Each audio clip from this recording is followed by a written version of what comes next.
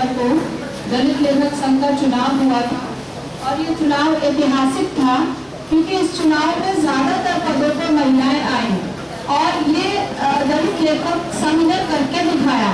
हम देखते हैं और भी बहुत सारे ग्रुप हैं, तमाम तरह के लेखक संघ है, प्रगतिशील, जनवादी, तमाम तरह के, लेकिन उनमें महिलाएं नाम मात्र की होती हैं और महिलाओं का इतनी संख्या में आना ही बताता है कि बाबा साहब का मिशन, बाबा साहब की विचारधारा, बाबा साहब का आंदोलन लगातार बढ़ रहा है। और आज भी हम देखेंगे कि हमारे काव्य गोष्ठी में बहुत सारी हमारी कवि साथी आमंत्रित हैं और वो अपना कविता पाठ करेंगे। तो जब इलेक्शन हुआ तो उसमें अध्यक्ष के तौर पे मैं, महासचिव के तौर पे अंतिमा, उपाध्यक्ष के तौर पे गीता सहारे और सुमित्रा मेहरोल, सह सचिव के तौर पे प्रियंका, अंजलि, कोषाध्यक्ष के तौर पे सभी यहाँ पर है और सबका चुनाव हुआ और साथ ही चुनाव संपन्न हुआ। हमारे साथी इसमें शामिल थे, हमारे पुरुष साथी, हमारे लेखक साथी इसमें शामिल थे और इस खबर को बड़ी प्रमुखता से छापा गया अखबारों में और लोगों ने लिखा कि दलित लेखक संघ ने वो कर दिखाया जो किसी लेखक संगठन ने नहीं किया। तो ये बहुत बड़ी बात है। और आप देखेंगे कि जब से दलित लेखक संघ की कमान महिलाओं ने संभाली तब से दलित लेखक संघ जान पड़ गई। उससे पहले हम देखते थे कि दलित लेखक संघ केवल नाम मात्र का लेखक संघ था, उसमें ज्यादातर जो भागीदारी थी वो दलित लेखक की थी ही नहीं, दलित लेखक उसमें नाम मात्र के होते थे। तो दलित लेखक संघ अपने दलित राइटर्स के लिए, दलित राइटिंग्स के लिए समर्पित है और दलित संस्कृति कला पर बात करने के लिए समर्पित है। और इसी काम को करने के लिए सबसे पहले जब लॉकडाउन हुआ तो समझ में नहीं आया क्या करें, क्योंकि इलेक्शन भी लॉकडाउन में हुआ था, पूरी एक डेमोक्रेटिक प्रोसेस से हुआ था। तो तब ये सोचा गया कि कुछ ऐसा करें कि लॉकडाउन का हम लोगों ने थोड़ा ये देखा और हम लोगों ने लाइव शुरू किया, लाइव प्रसारण शुरू किया और इतनी ज्यादा लोकप्रियता मिली जो हम कह रहे थे कि 10,000 मेंबर बने, पहले सिर्फ 600 मेंबर थे, लेकिन इन 8-9 महीनों में 11,000 मेंबर बन गए। दलित लेखक संघ की लोकप्रियता सिर्फ दिल्ली में ही, बाकी स्टेट में इतनी ज्यादा हुई कि तमाम तरह के फोन कॉल, तमाम तरह की चीजें, कविताएं वो सब आती रहती हैं। और बहुत ज्यादा तो इसी में ये देखा कि हमने 2-3 प्रोग्राम चलाए, जिसमें एक था कि सबसे पहला प्रोग्राम था कभी हम कविता पढ़वा रहे थे अपने राइटर से, कभी कहानी पाठ करवा रहे थे, जिसमें तमाम बड़े कवि असंग घोष, प्रहलाद जी और हमारे जितने भी थे सब उसमें भाग लेते रहे। फिर हमने सोचा कि कुछ ठोस शुरू किया जाए, तो अभी हमने जुलाई में, पिछले जुलाई से दलित आलोचना पे काम करना शुरू किया। उसकी 9 कड़ी, अगर 9 कड़ी उसकी जबरदस्त शानदार रही और अब जो है अगली कड़ी कविता पे हम बात करेंगे 9वीं कड़ी में। इसी कड़ी में हमने जो है वो बाबा साहब को पढ़ाना शुरू किया। हमारे साथ वेद प्रकाशन जो बाबा साहब पे लगातार जो है वो क्लास ले रहे हैं। अभी हमारी 3री क्लास होगी बाबा साहब पे। हमने पहले बाबा साहब के बारे में जनरल पढ़ा, फिर उनका हिंदुत्व का दर्शन पे बात की, अब 3री किताब हम पढ़ेंगे। इसी तरह हमने हमारे बीच में एक हमारी वंदना है जो दलित, इनसे मिले लेखक में एक दलित राइटर से एक बात करेंगे लगातार हर 15 दिन में। तो अभी हमारे बीच में अंजलि है जो हमारी कोषाध्यक्ष भी है। कल से हमने एक और शुरू किया है जिसमें कि वो एक कवि की रचना पाठ करेंगे, हम कवि को लाएंगे। तो इस तरीके से हमारा जो पूरा फोकस है वो हमारे दलित राइटिंग्स पर, उनको प्रमोट करना, दलित लेखक साहित्यकारों को आगे लाना और पूरे भारत के साहित्य को, दलित साहित्य को एक मंच पे लाना, चाहे वो किसी भी भाषा का है, चाहे वो बंगाल का है, उड़ीसा का है, गुजरात का, कहीं का भी है।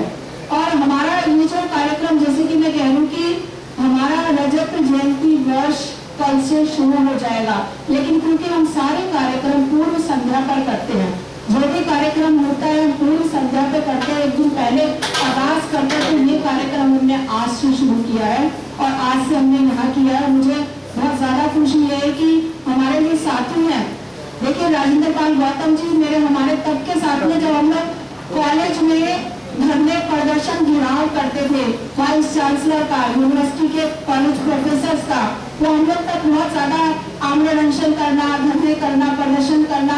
तो ये तब के साथी है। मैं उन्हें नेता नहीं मानती, मैं उन्हें अपना साथी मानती हूँ और एक्टिविस्ट मानती हूँ। वो एक्टिविस्ट वाला उनका है भी, पूरा उनका एक्टिविस्ट वाला रूप है। तो हम उनका ये कहते हैं कि उन्होंने हमें एक तरह से ये कहा कि ये मिशनरी हॉल बना, आप इसमें कार्यक्रम करें, तो हम करें। तो साथियों हम हमारे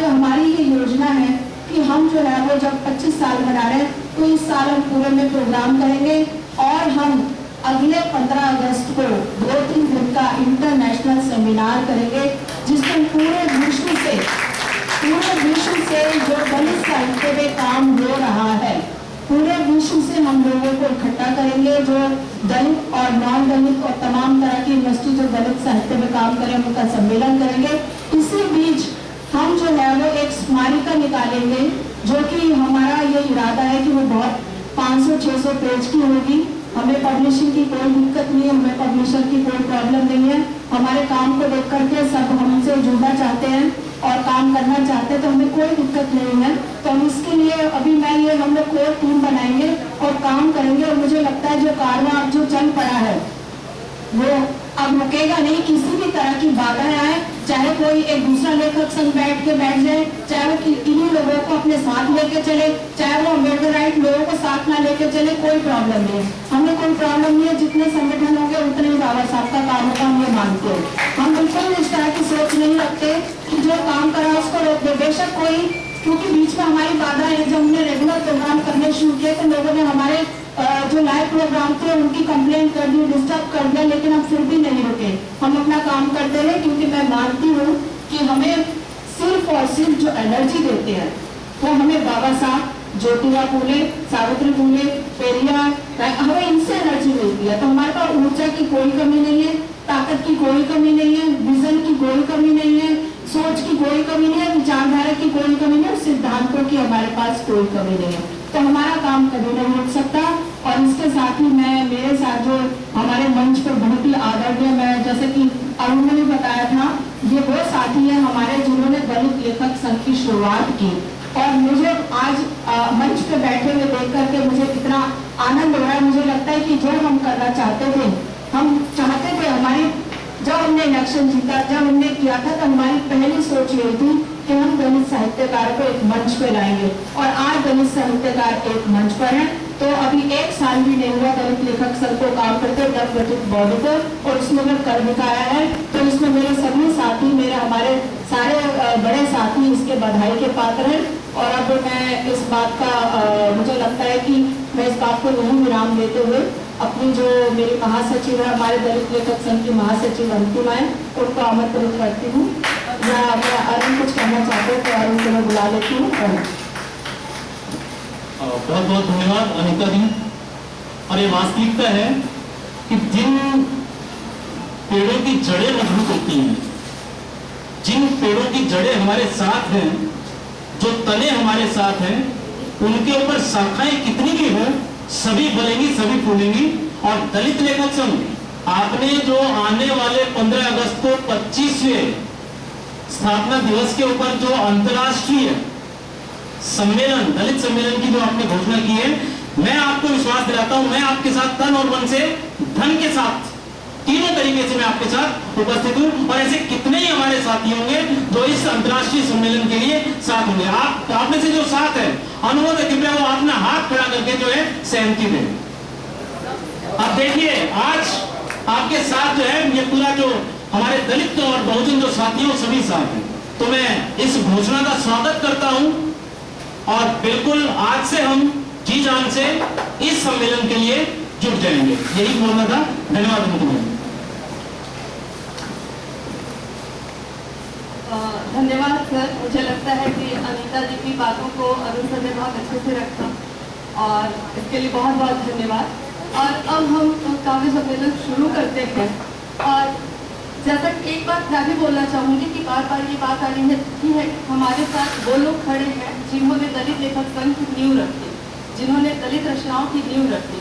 और मैं वाकई में मैं भी ये बात महसूस करती हूँ कि जिन लोगों को पढ़कर के हमने अपने विचार बनाए, वो आज हमारे सामने है, वो आज हमारे साथ है। ये हमारे लिए बहुत बड़ी बात है और मैं उनको इस मंच पे आमंत्रित कर रही हूँ। ये मेरे लिए भी बहुत सम्मान की बात है कि आज मैं उन्हें मंच पे आमंत्रित कर रही हूँ। तो इस क्रम में मैं अपने सबसे वरिष्ठ कवि संतराम आर्य सर को आमंत्रित करती हूँ कि वो आए और अपनी कविताओं का पाठ करें। और एक बात और कहना चाहूँगी कि हो सके तो हम अपनी दो कविताओं का ही पाठ करें, क्योंकि हमारे बहुत सारे कवि हैं और हम चाहेंगे कि हम सभी को सुने। और अगर समय बचता है तो हम जरूर, अगर किसी की कविता रह जाती है तो हम उसके बाद उसे जरूर सुनेंगे। तो आ गए हैं हमारे सर और